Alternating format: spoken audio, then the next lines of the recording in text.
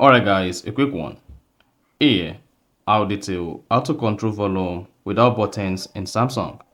So if you want to control your Samsung phone volume without using the side button, which is the volume down button or the volume up button, then here's a video for you.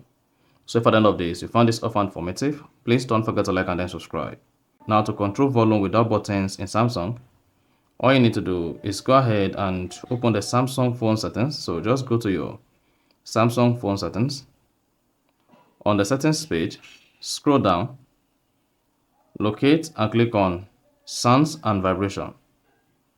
Under sounds and vibration, locate and click on volume. Now, once you selected volume, scroll down and disable use volume button for media. So control the media by default when you press the volume buttons. Disable this. The volume button is not going to be active. You see that? And then you are good to go. So you can now come back to the ringtone under volume, then adjust your ringtone manually.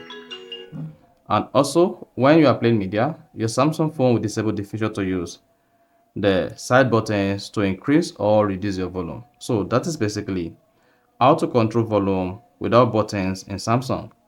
So if you found this offer informative, please don't forget to like and then subscribe.